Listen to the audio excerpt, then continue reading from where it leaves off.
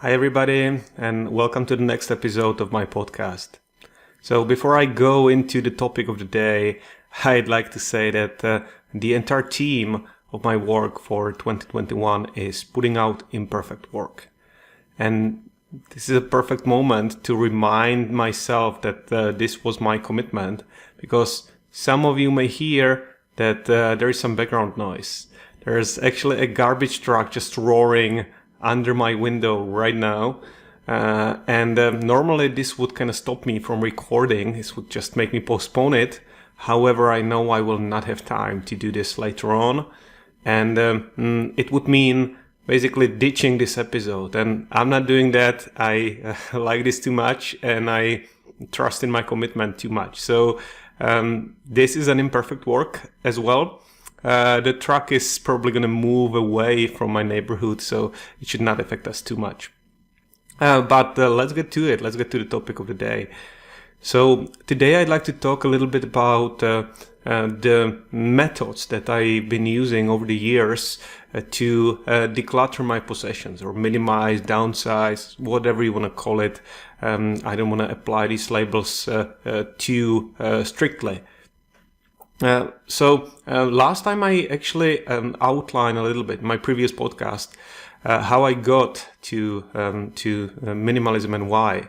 So now I'm gonna connect the major sources I've been using since say 2013 to start with it, and give you a few tips to start. So I mentioned previously that the first source that I actually looked into that brought me to the entire idea of downsizing my possessions, or looking more attentively to what I own, was the book from Karen Kingston, and it was called Clear Your Clutter with Feng Shui. Free yourself from physical, mental, emotional, and spiritual clutter. So it might sound a little bit wonky to those of you who are not spiritual or religious, and neither am I, or was I at the date. So Feng Shui was something my mom was into. I wasn't, but this book was recommended to me, and it brings to the attention a very important point, and I'd like to talk about it a little bit. So this book actually talks about connection between the physical state of your surrounding and your mental state, or state of mind, if you will. What this means is if you live in a cluttered environment, if you live in a space with a lot of junk, and you might even see it's junk, just a lot of stuff, this stuff is affecting you at every single moment. For example, those of you who are watching this on YouTube, you might see that behind me there's a bike. I have a bike hanging on the wall, and I haven't been using it for quite a while now due to weather conditions, COVID restrictions, but mainly my laziness, I'd say. This item, just by being in the space, is affecting me mentally. It might feel like aspiration, so it might give me joy looking at the bike, thinking about going out with the bike. Oh, going out with the bike, is that English? It's like not on a date, but taking the bike out and have fun with it. At the same time, it might feel also like an obligation, like a homework I didn't do, because looking at the bike it may make me feel guilty about not really using it for quite a while, not being diligent enough about exercising, about my health and stuff like that. So items in your space can have and do have this effect. And that's one of the underlying principles of Feng Shui. So if you look around your space, around your apartment, your house, what do you see? Do you see things that bring you joy? Do you see something that brings you peace? Or do you see things that are actually bringing you down. Books on the shelf can bring you joy. They can also bring you down if they make you feel guilty about not having read them in the past, although you promised, to read them a year ago, 2 years ago, 3 years ago. I had books on the shelves for a decade or longer, like that felt like a burden. You can have things in your space that are physically blocking your passage through the space. I actually had specific pieces of furniture I can think of that I used for storage, but just the fact that they were in the way, I had to kind of wrestle my way through the apartment. And I was no hoarder, but these were just the things that didn't serve the purpose. I knew that some spaces were cluttered with items that are not really being used very often, that are not serving purpose, but they are mentally occupying my space. So looking at it this way might give you the first initial push to rethink your relationships with possessions.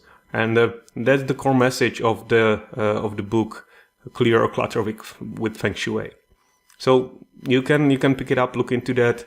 Mainly this one is for motivation.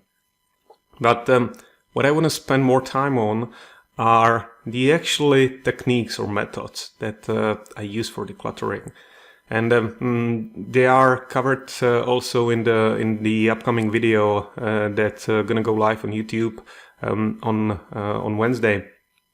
So after having read the Feng Shui book, which I have to say back then seemed a little wonky with the spiritual stuff, I started looking around and I looked into other people who were active on the scene of minimalism, which started emerging in let's say around 2010. There were a bunch of blogs, bunch of people starting on this topic, and I came across now probably most famous people in the area who call themselves the Minimalists or the Minimalists.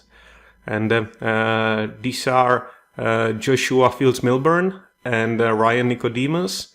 It's two guys who now have a very successful podcast. They wrote a couple of books about the topic. And I looked into their methods. And there are two distinctive methods that I liked, and I'm gonna mention how they can serve you, and you can test them out fairly easily. So the first one they are talking about is so-called packing party. So what they suggest, and you can look them up. They have a blog post about the technique. Is if you're willing to go radical, if you really want to transform your life, and you feel you want fast progress, what you can do is pretend you are moving.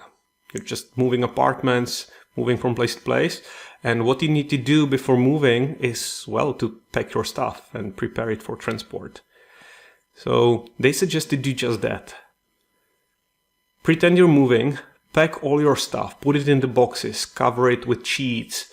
Basically everything you own should be not accessible immediately unless you unwrap it. They actually suggest to have fun with it. So invite people over, invite a couple of friends, like if they were helping you moving, and pack everything. And the magic of this method is it's very, very radical. And it makes you understand what you really use and what you don't. Because in the following days after the packing party, you only unwrap the stuff that you are about to use. And you can place more restrictions on yourself depending how radical you want to have. There is some content online about people who allow themselves only to unwrap one item a day, which is really brutal. But basically the Minimalist Game, the vanilla version is, I'm sorry, not the Minimalist Game, the packing party version of the Minimalist is you can unpack as many items as you want, provided you are going to be using them. And the question is, in a couple of days or weeks, what are the items that stayed unpacked? What didn't you use at all? And there will be some stuff definitely that you wouldn't use, and you may even forget you ever had it. And these are the things to basically let go. So this might sound very radical to you. I have not used this method, but there's a micro version of this you can use, and I highly recommend, even for people who are just starting. I had some stuff that I didn't want to part with. These were mainly books that I felt I will read, quote unquote, one day. And what I did is a micro version of the packing party. You can do that with any item. I just put them in banana boxes, and I put a label on the box with the date when this was packed.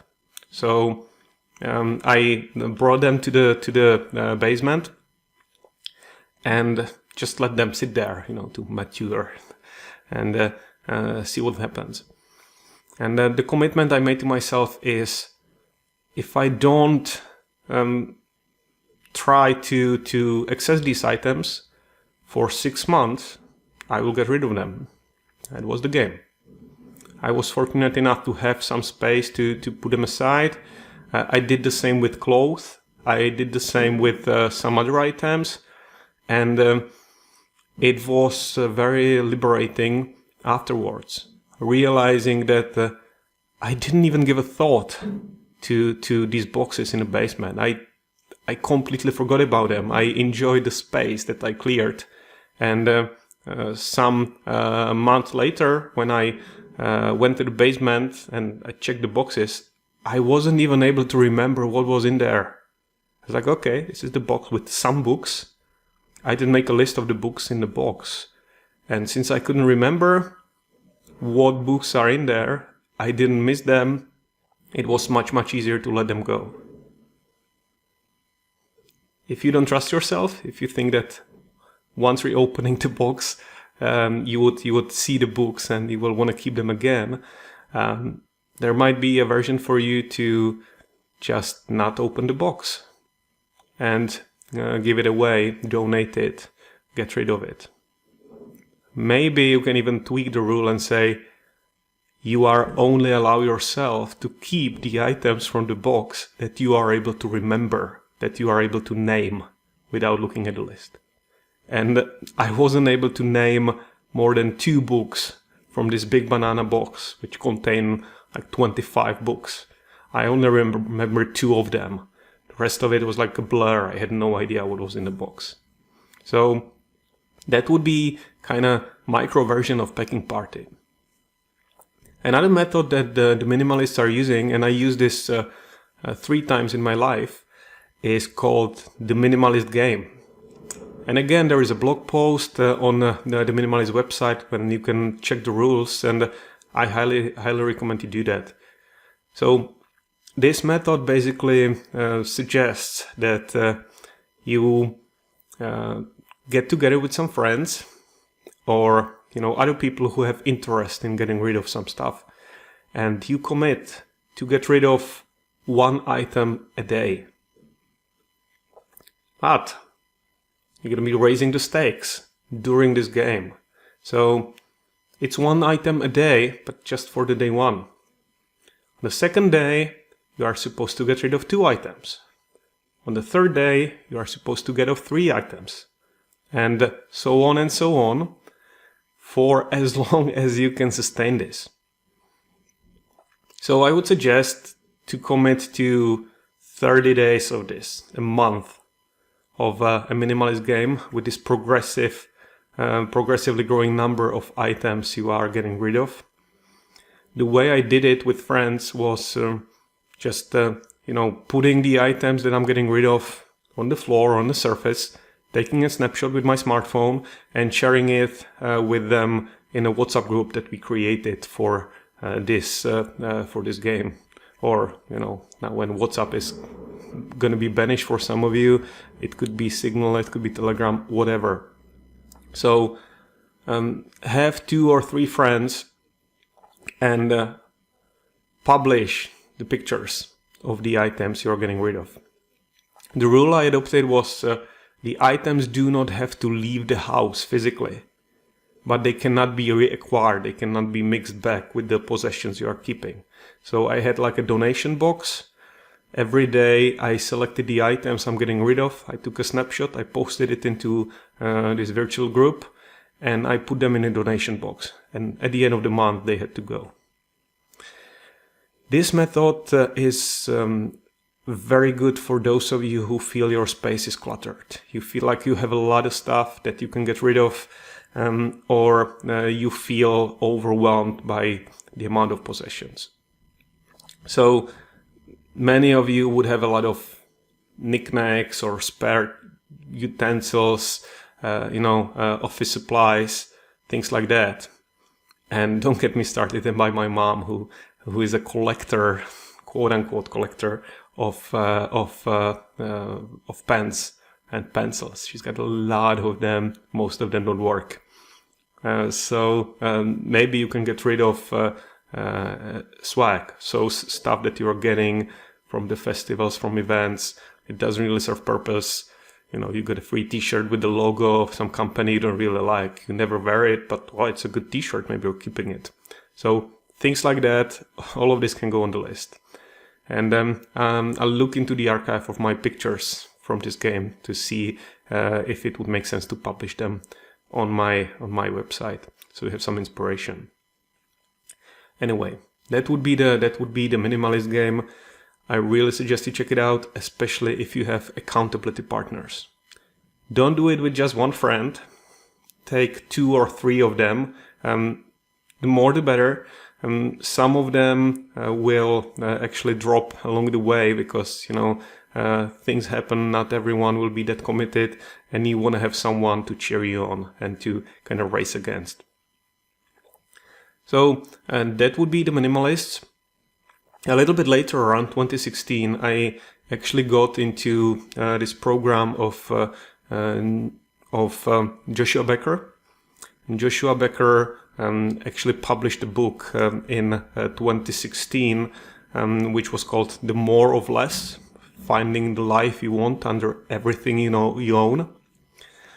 And I really like this book. It's very simply written.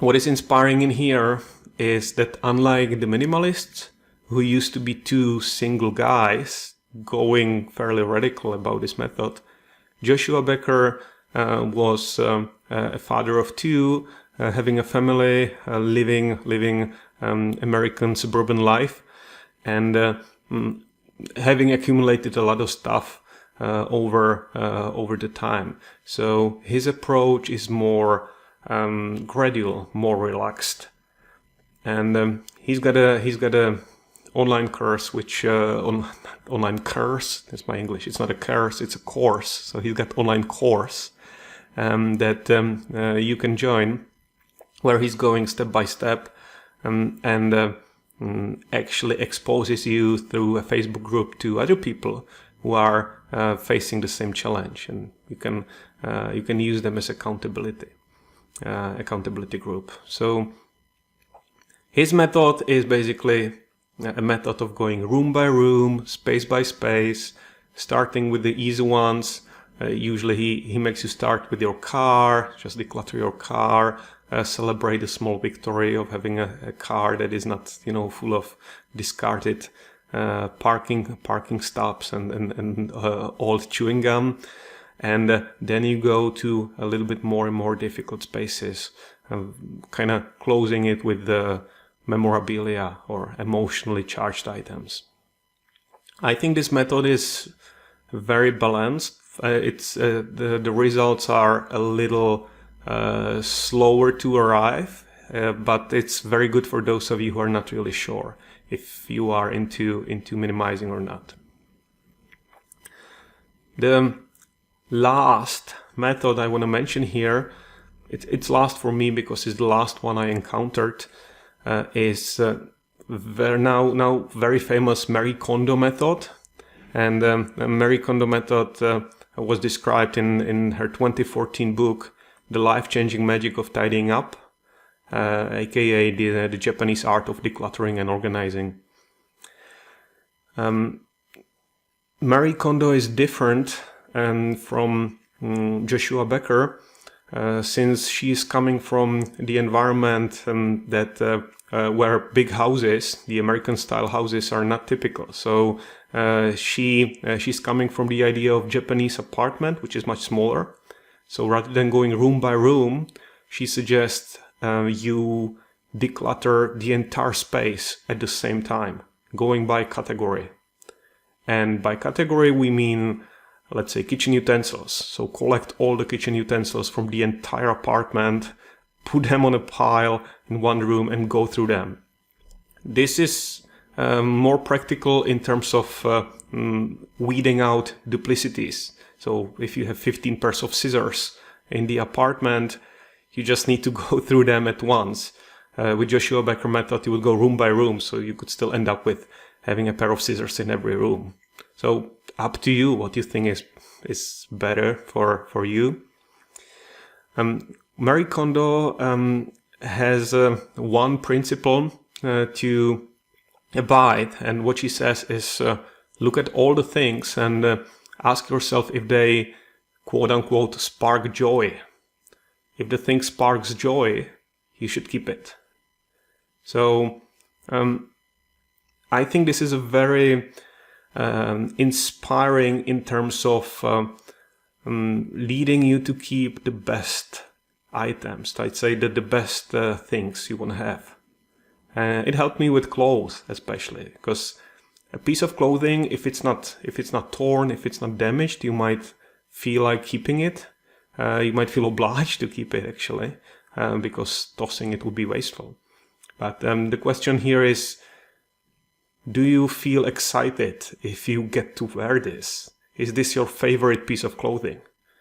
And she suggests to look at everything through the lens of this joy, or however you want to call it. Is this your favorite? Are you excited when you are about to use it? And if the answer is no, you should basically toss it. You should only keep your favorite items.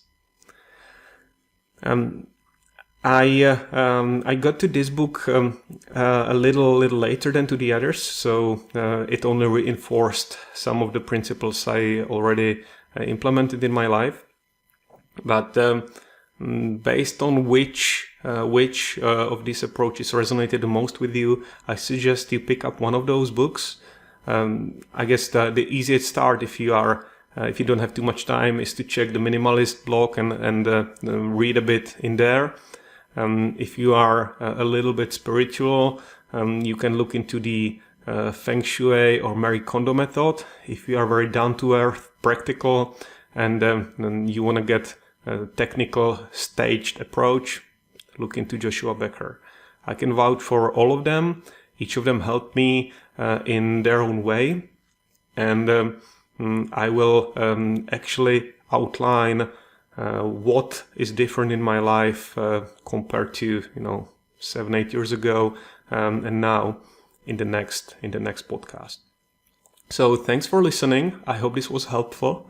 I feel this is a little longer than usual, but hopefully packed with some information for you. So have a lovely day or night whenever you're listening this, and talk to you next time. Bye.